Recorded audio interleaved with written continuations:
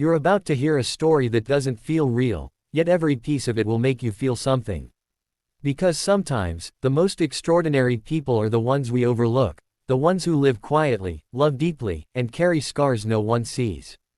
If this story touches your heart, please like the video, subscribe, and stay until the end, because the ending will stay with you for a long, long time. It was raining the night the ambulance screeched to a stop in front of St. Helena Medical Center. Nurses rushed forward, shouting orders, pushing through doors.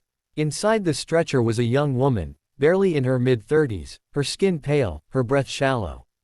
Her name was Alara Mercer, CEO of Mercer Industries, one of the most powerful companies in the city.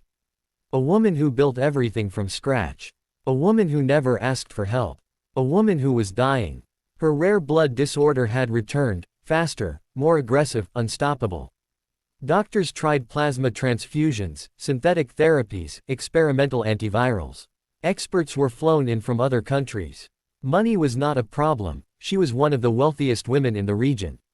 But life does not care how much money you have. Her condition worsened. Meanwhile, in a quiet neighborhood across town, a single dad named Ethan Hale was packing his daughter Lily's lunch. He moved slowly, his back still hurt from the years he spent deployed overseas. He'd served as a medic in the military. Saved lives on a battlefield that didn't care about rank, medals, or honor. Now, he worked odd jobs. Quiet, humble, forgotten.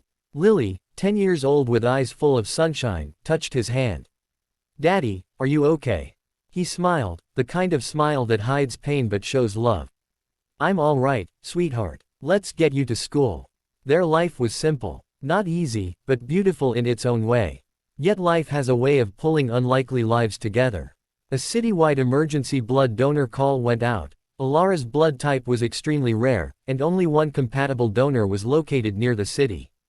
Ethan. He didn't hesitate. At the hospital, nurses stared at his military ID. "You served?" they asked. "Yeah, long time ago," he replied softly. He didn't know who he was donating for. He didn't ask. Someone needed help, that was enough. Hours later, as his blood was transfused into Alara's veins, something impossible happened.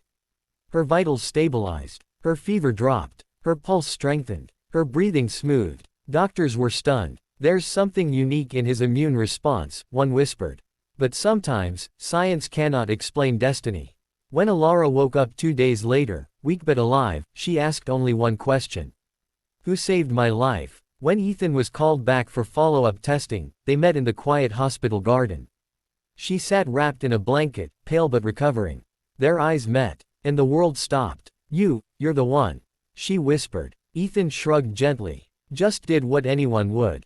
Her voice trembled. "No, not everyone would." They talked for hours. Alara expected arrogance, expectation, someone wanting something in return. But Ethan only asked one thing. "Can I still pick up my daughter on time?" For the first time in months, Alara laughed. Days turned to weeks. Testing turned into conversations. Conversations turned into familiarity. Lily adored Alara, and Alara, who had built empires but never had a family, found herself learning to braid hair, packing school snacks, sitting with them during late-night movies. But it wasn't perfect. The board of her company didn't approve. "Your image," they warned. "He's beneath your status." Alara looked at them the way only someone who had looked death in the eyes could.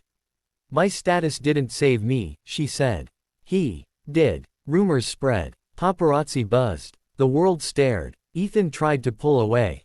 "You deserve someone stronger," he said one night, voice cracking. "Someone with more to offer. I'm just trying to keep the lights on." Alara grabbed his hands. "But you gave me something no one else could. Not just life, but peace. Do you know how rare that is?" He broke. She cried. Lily hugged them both. And slowly, the world learned something powerful. Strength isn't in wealth. Love isn't in glamour. Worth isn't in status. It's in character. Together, they built not just a family, but a foundation that funded veteran medical support, helped single parents, and offered care for those who thought they had no one. Years later, at their small wedding beneath a blooming oak tree, Alara whispered to Ethan as they exchanged vows. "You didn't just save my life. You gave me one." And Ethan, choking up, replied, "You gave me a reason to live again." The guests cried. Lily held both their hands. And the world, for once, felt right. If this story touched your heart, if it made you believe in love, in humanity, in second chances, please like, comment, and subscribe, because stories like this remind us of something important. Sometimes the heroes aren't the ones on magazine covers. They're the ones quietly doing good, when no one is watching.